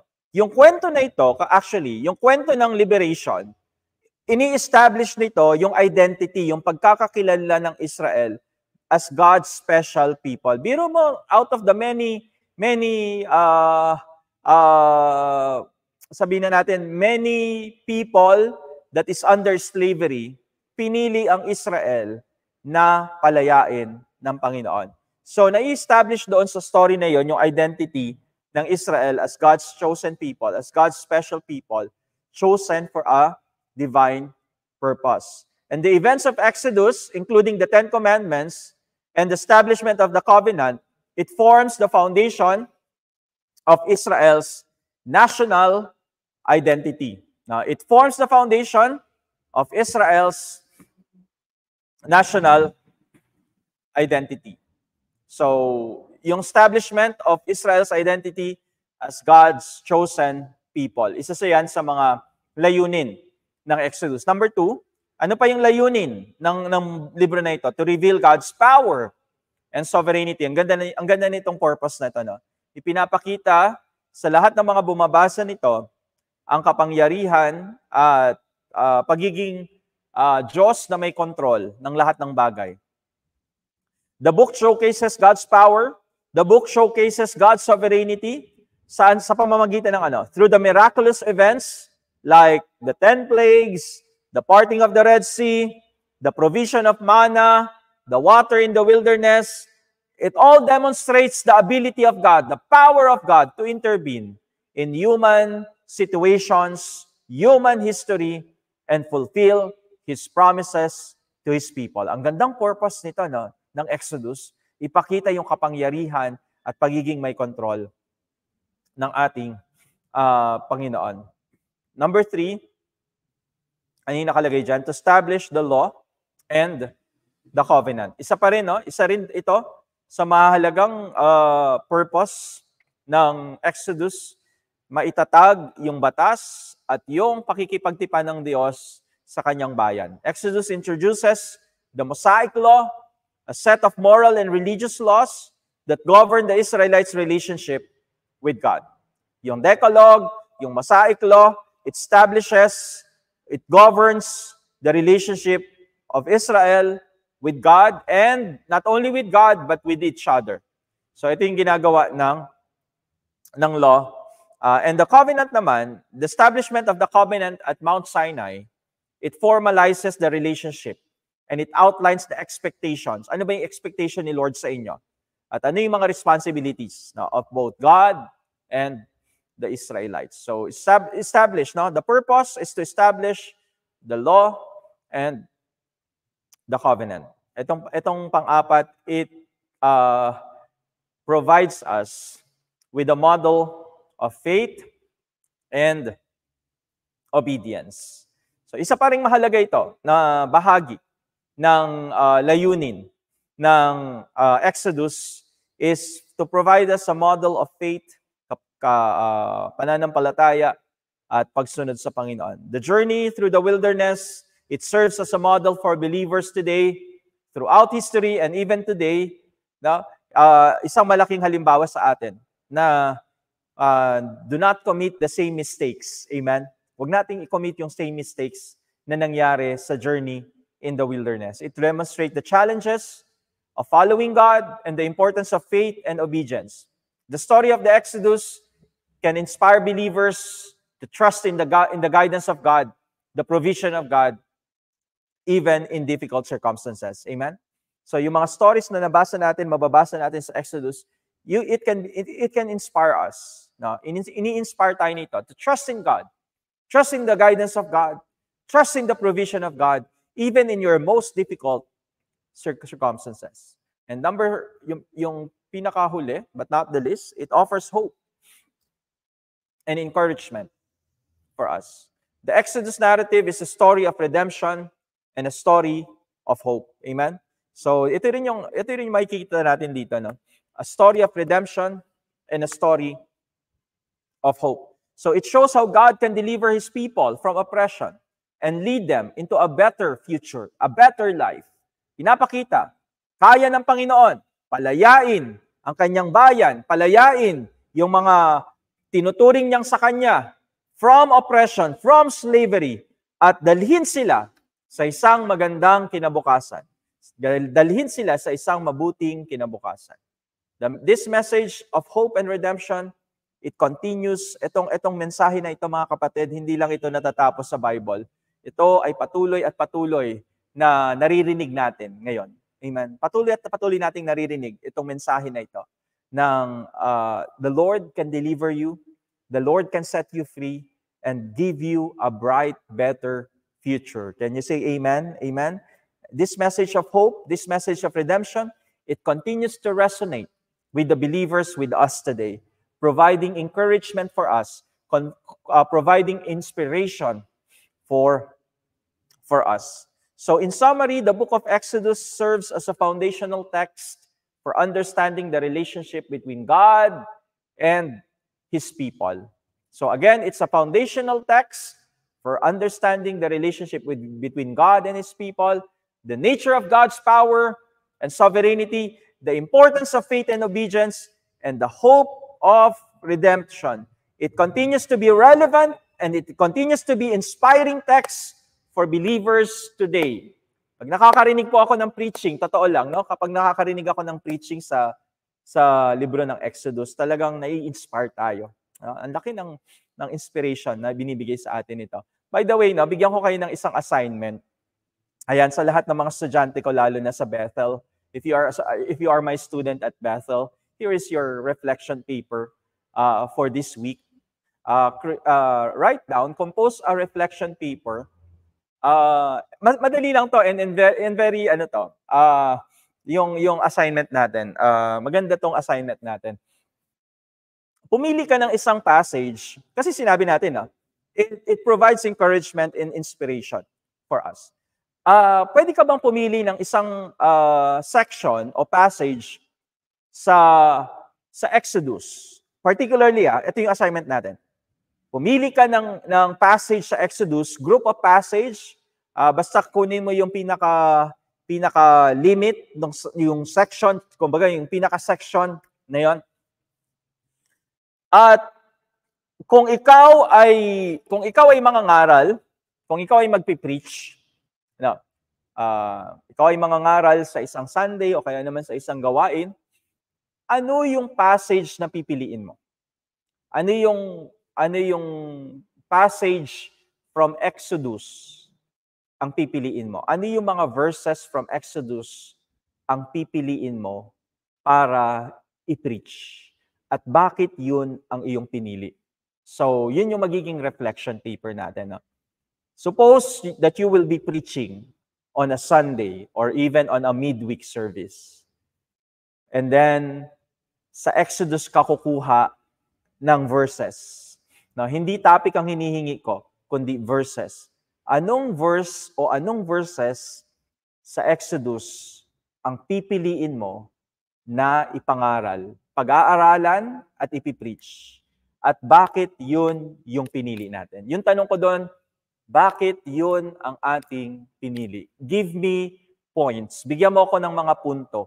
Bakit ito yung pinili kong passage sa Exodus? Pwedeng simulan nyo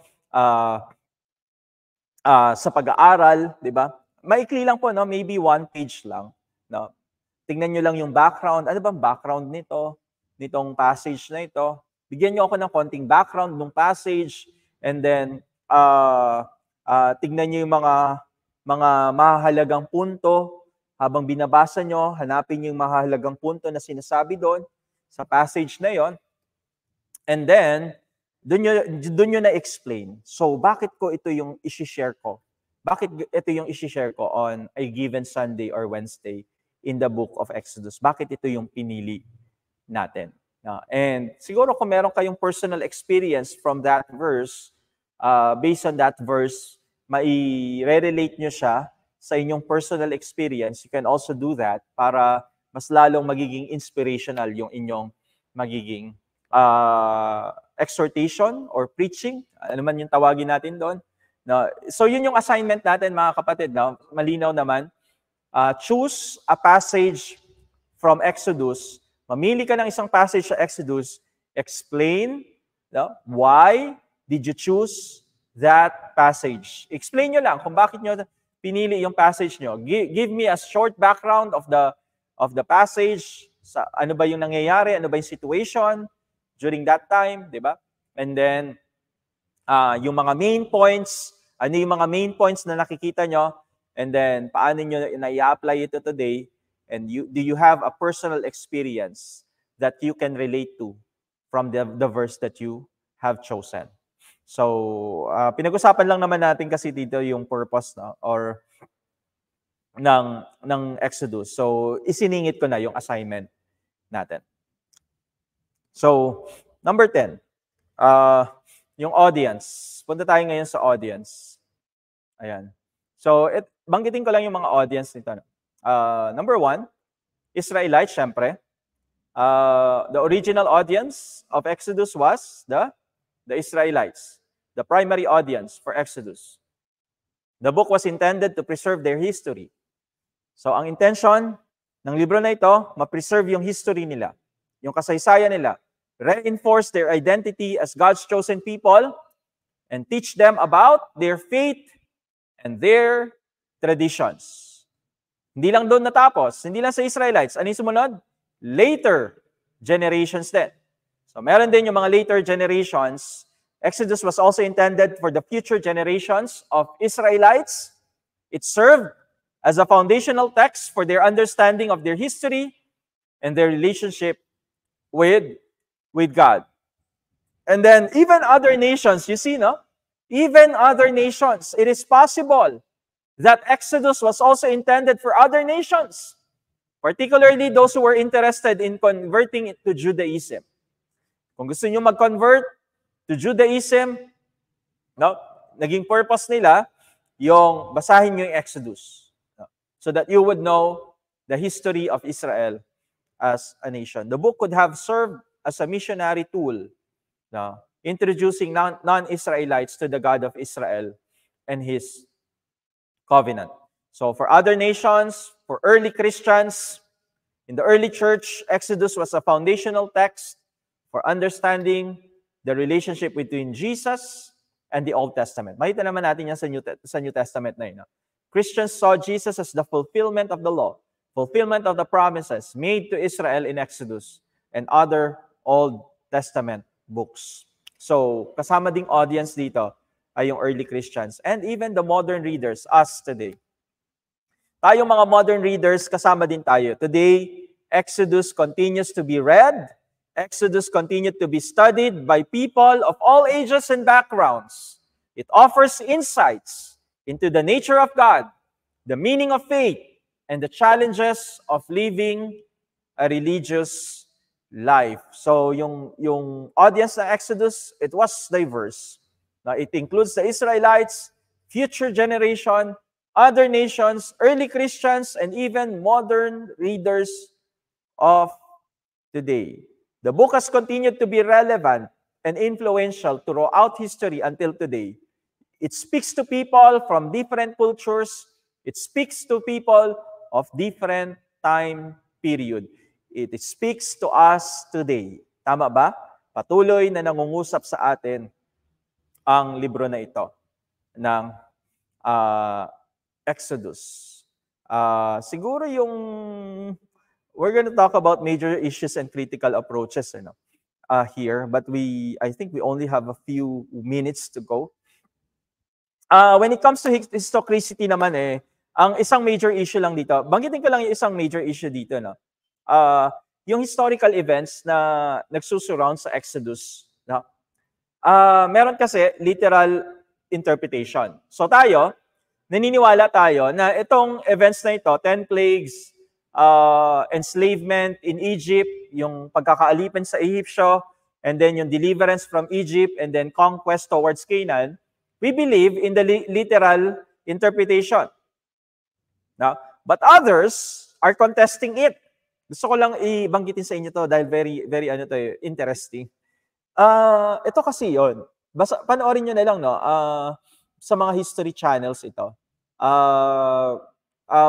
Pwede siyang balikan, pwede siyang panoorin sa history channel sa YouTube. Hindi ko na i-elaborate ito, no. Ang problema kasi, gusto ko lang i-steer up yung ating interest dito. So merong account sa Exodus na inalipin ng Ehipsyo ang mga Israelita. Ang problema, makita niyo sa screen ngayon, ang problema, may challenge ngayon ang mga historians, yung mga secular na historians. Ang challenge nila, bakit walang Egyptian record na ang Israel, ang bayan ng Israel ay inalipin sa Egypt? Sa totoo lang po, pwede nyo itong panoorin after this. I encourage you to watch it. Yung historicity of Exodus, the challenge of historicity of Exodus. Tayo po personally, no, as Christians, naniniwala tayo nangyari ito. But for the secular historians, yung mga hindi naniniwala sa, alam niyo, hindi naniniwala kay Christ, yung mga ganun, mga historians lang talaga sila. They are challenging it, yung belief natin. Na sinasabi nila, yung mga archaeologists, sinasabi nila, nasaan? There are no Egyptian record. Our only record is the Old Testament stories. We don't have the Egyptian record.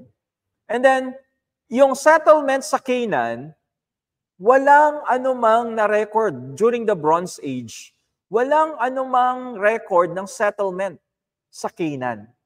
Yun pa yung isa. No? So, tatlo itong point na ito, no? Yung china-challenge ng historians. So, there were no Egyptian records.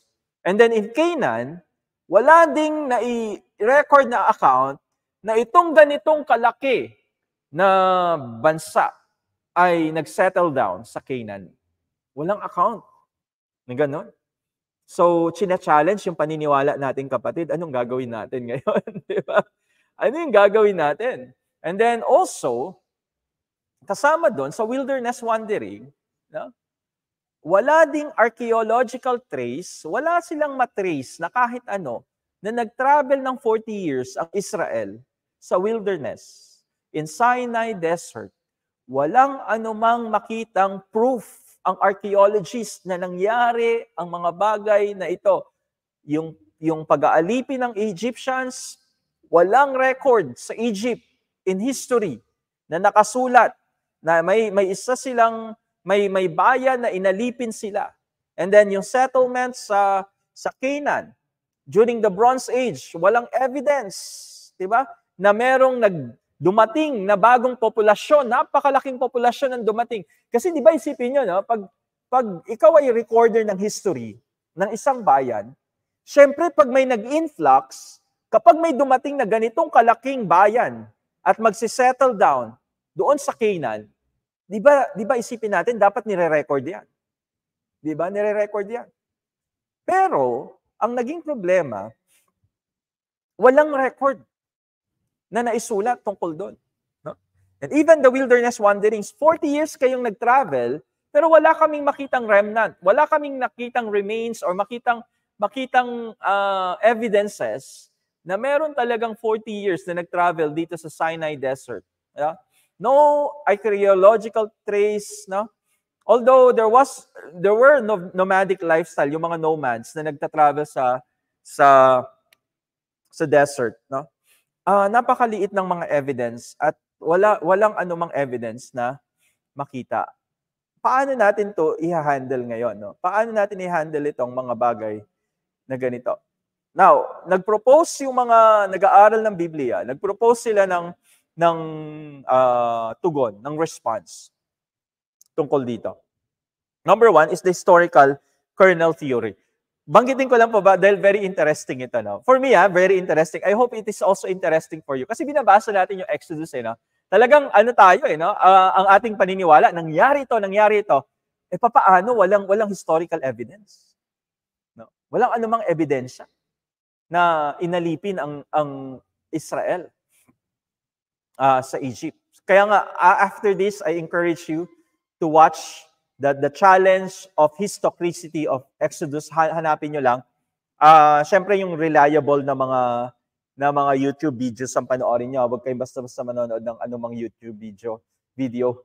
Basta tingnan nyo kung saan galing channel ito. Kung ito ay History Channel or National Geographic Channel, yan, reliable yung mga videos nila. No? Panoorin nyo lang, no? Pero wag naman po magbago yung pananaw natin at sabihin natin, ako, hindi na ako naniniwala sa Exodus.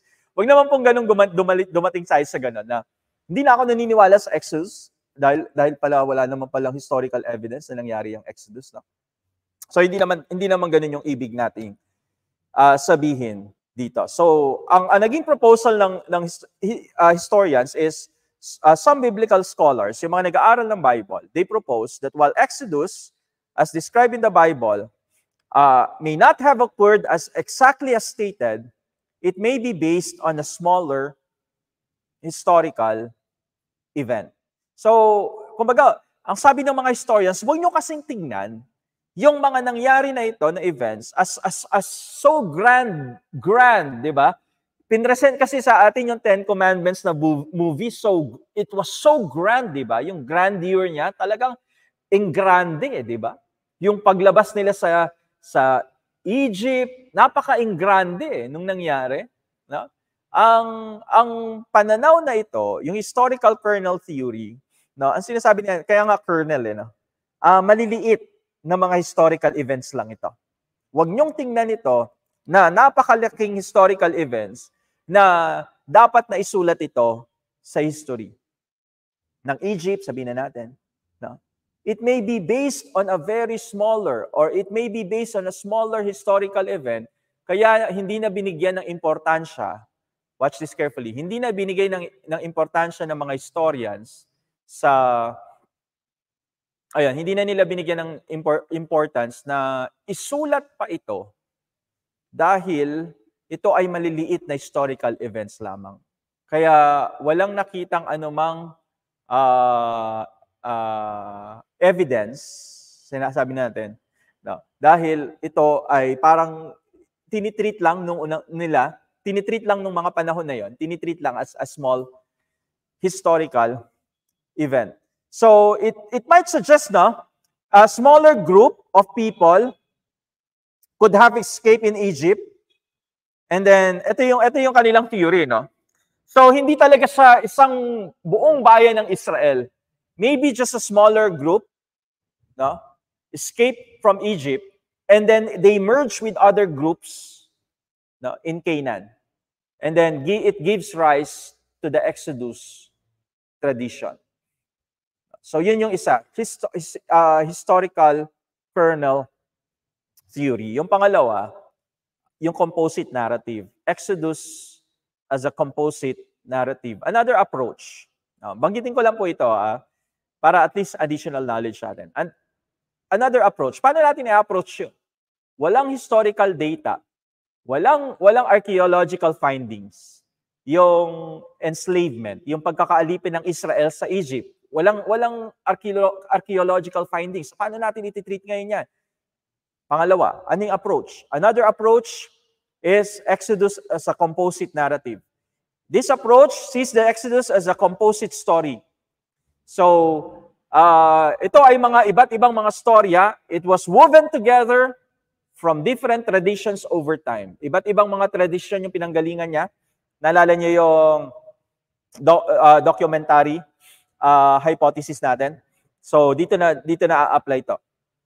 So, this theory suggests that elements of the narrative reflect different historical realities. So, yung mga elemento, hindi natin tinitingnan yung grandeur, yung kaingrandihan ng mga storya, but yung mga elements within the story. It reflects historical realities. No? About migration, ano yung mga historical realities na yun? Migration, no?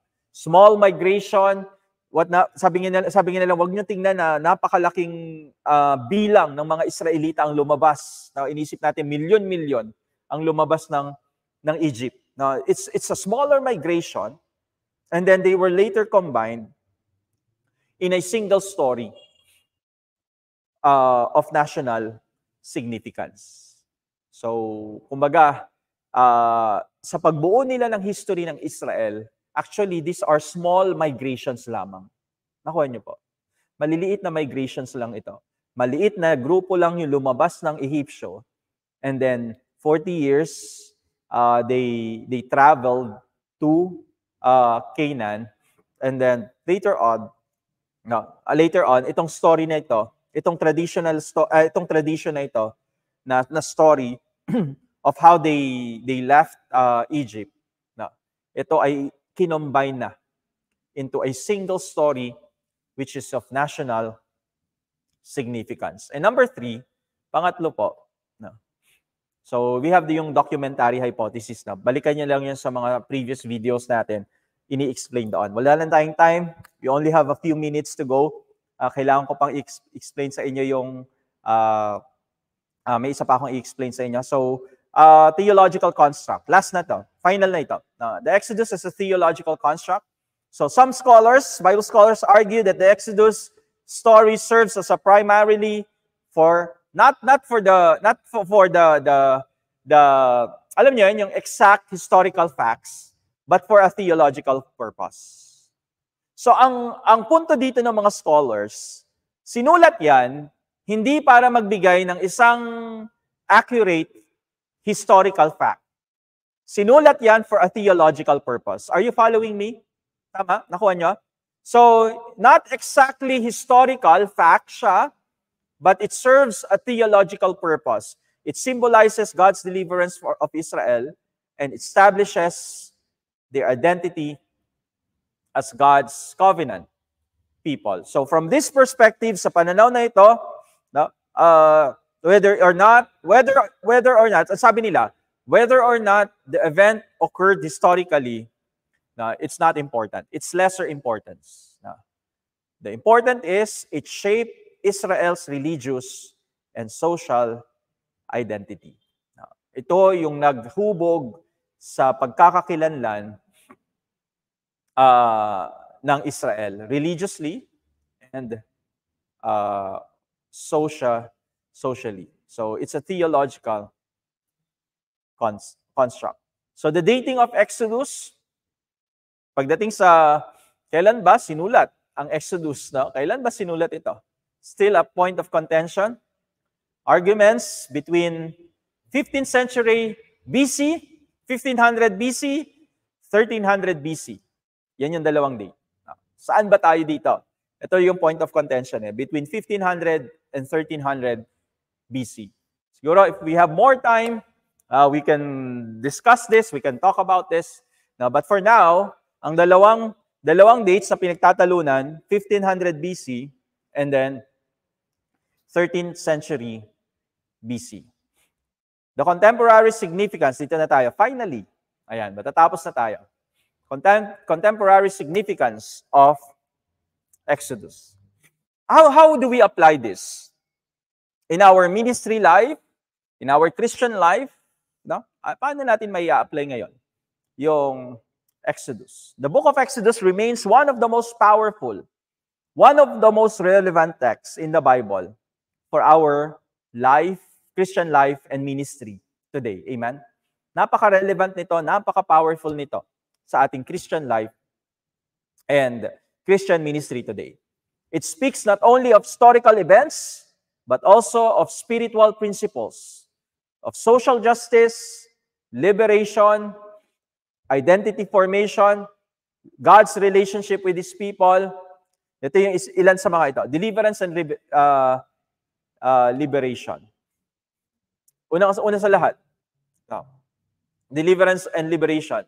One of the central theme, if not the central theme of Exodus is deliverance. Exodus is about deliverance from oppressions. So the Israelites were enslaved in Egypt, and God raised up Moses to lead them out of bondage. So itong tema na ito of liberation, it is deeply resonant in various ministry life today. Itong tema ng pagpapalaya, talagang hanggang ngayon, nagliliwanag ito. It resonates even now. Nangungusap ito sa ating mga ministeryo, sa ating mga komunidad ngayon. Number 1, in spiritual freedom. Nakita-kita naman ito, no? Yung deliverance and liberation ni Lord. Talagang si Lord ang nagpapalaya sa atin spiritually. We are here today because God has set us free spiritually. Amen? And even social justice. Hindi ko na i-elaborate, ano? Social justice, liberation from oppression. No? We are called by God hindi lang to liberate people from Satan and his oppression, but even yung oppression that people are experiencing because of graft and corruption, diba? Because of the unfairness in our society today, we are called by God na tumulong, hindi lang spiritually, but even physically. Amen? Makita mo kamukha nung nangyari sa Israel, di ba? They were liberated from the oppression of the Egyptians. Ganun din, tinatawag tayo ng Panginoon dito. No? Whether the context is racial injustice, economic injustice, political injustice, alam nyo, tayong lalo na yung mga leaders, no? Tulungan natin sila na nakakaranas nito. And even recovery. The book of Exodus is about liberation, but it is also about recovery, di ba? It's a metaphor for personal deliverance from addictions, abusive relationship, trauma. Yan ang pinapakita ng Exodus. Pangalawa, ano pa yung pinapakita ng Exodus? Ano yung contemporary significance sa atin ng Exodus? The presence and the guidance of God. Amen. Hallelujah. We trust in the guidance of God. Ang presence ng Lord, nakita sa Exodus. Tama ba? No? In tangible ways, sa mga nakikitang pamamaraan, nakikita ng physical eyes, or naahawakan ng kamay. Diba? The pillar of cloud by day, the pillar of fire by night. Pillar of cloud by day, pillar of fire by night. Anong emphasis nun? Divine guidance. So until now, until today, kapag binabasa natin ang Exodus, ina-assure tayo ng libro na ito that the presence and the guidance of God is with us. As long as we trust in Him, trust in God's leadership, trust in Him, have faith in Him, pray, and even discern. Pagdating sa leadership, ito rin yung isang highlight ng Exodus, yung prayer and discernment. Formation of community and identity. Our identity today is we are the new covenant, new covenant community. Amen? So all of us here today, we are part of the new covenant community under the leadership of Jesus Christ. Si Jesus Christ na ang ating tagapanguna. And this builds and shapes our identity as a people of God. Ito na yung bumubuo, ito na yung humuhubog sa ating identity, sa ating pagkakakilanlan ngayon. We are a covenant, new covenant community. So, dito rin nahuhubog yung ating worship and yung ating obedience. So, formation of a community and identity. Isa sa mga pinakamahalaga ito, lalo na sa mga estudyante ko ngayon sa Bethel. Ayan, the role of leadership, and even yung mga leaders na nanonood ngayon. Ang dami nating matututunan pagdating sa leadership. Amen? Pagdating sa leadership, marami tayong matututunan sa buhay ni Moses, sa kanyang pangunguna, servant leadership, delegation and team leadership, and even intercession.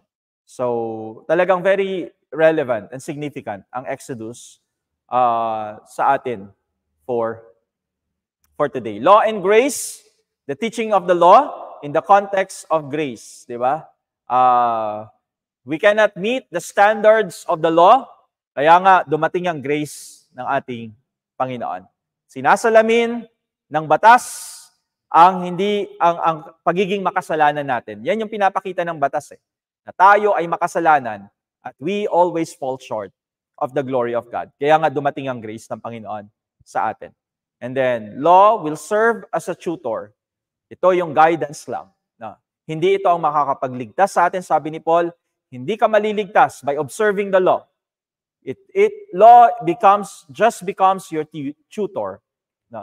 Ito ay talagang parang nagbibigay patnubay lang sa bawat isa. Siyempre, mahalaga dito yung faith journey natin. Spiritual growth through trials, and then yung promise ni Lord. Amen? Of His second coming. In His second coming, there is a promise of eternal hope para sa bawat isa sa atin. We are on a faith journey. Just like in Exodus, they were on a journey to the promised land. We are on a faith journey to the promised land. Sana po, wag nating makomit, wag nating magawa yung mga pagkakamaling ginawa nila ng mga Israelita sa kanilang journey. Amen? I hope and I pray our faith journey will be a journey of obedience and faith in God. Amen? So dito na rin po ako magtatapos sa hapon na ito. Maraming salamat po sa inyong pakikinig. Ng 2 oras, halos 2 oras na tayong nagsasalita at nag-uusap ngayon. And I hope and I pray na meron kayong natutunan. Balikan nyo lang po ito. Itong ating teaching, ang maganda naman po kasi dito, nasa YouTube lang siya. Balikan nyo lang kung meron kayong gustong balikan na part. Kung meron kayong time, panoorin nyo lang. Yung sinabi ko sa inyo kanina, ni-recommend ko na panoorin nyo sa YouTube yung The Challenge of Historicity of Exodus para lalo nyo pa makita at marami pa kayong matutunan. Sa aking mga estudyante po, ay paki-submit lang yung inyong assignment. Ayan, yung mga nagtitake nitong class as required. Meron kayong assignment, may binanggit akong assignment sa inyo sa Exodus. So, andito yan sa video na to. Panoorin nyo lang. So, kung nanood kayo buong video, malalaman nyo kung ano yung assignment ninyo. Tama ba? So, let's pray before we end. Maraming salamat, Lord, sa araw na ito. Salamat, Panginoon. Binigyan nyo kami muli ng pagkakataon na mag-aral ng iyong salita, especially in the book of Exodus, Lord. Dalangin ko, Panginoon, doon sa mga contemporary applications, Lord, how we can apply Exodus in our lives today. Father, I pray mangyari ngayon sa leadership namin, Panginoon. Matuto kami ng servant leadership, Lord God. Matuto kami, Panginoon, ng delegation din, Panginoon, O God, of responsibilities, Lord, O God. Matuto kami ng intercession, Lord, to stand in the gap on behalf of the people, Lord God. And even, Lord, O God, sa aming faith journey, I pray for every faith journey right now. I pray, Lord, O God, na hindi kami bumagsak kamukha noong kinabagsakan ng Israelita, Panginoon. Yung disobedience, Lord. Idolatry, disobedience, O God. Lord, I pray, sa aming faith journey, ang makita mo sa amin, Lord, ay faithfulness, Lord. Faithfulness and faith in you, O God. Maraming salamat sa gabing ito. Pagpalain mo, maraming salamat sa araw na ito. Pagpalain mo ang bawat isa. Anumang oras kanilang pinapanood dito, pagpalain mo po sila, Panginoon, O God. Pagpalain mo po sila. Salamat, Panginoon, sa wisdom na ipinagkaloob nyo, sa guidance na pinagkaloob nyo. We give you back all the glory, honor, and praise. In Jesus' name we pray. Everybody say, Amen and Amen. Amen and amen. Amen and amen. Ayan po. Maraming salamat po sa inyong pagsubaybay dito sa ating pagtuturo. No? Next week, tayo ay tutunghay na sa ating introduction to Leviticus. Pag-usapan natin itong libro na ito. Marami din tayong matututunan mula sa librong ito. Magkita-kita tayo ulit sa susunod na pag-aaral natin. God bless you all and have a wonderful day. Have a blessed day ahead of you. God bless po sa bawat isa sa atin.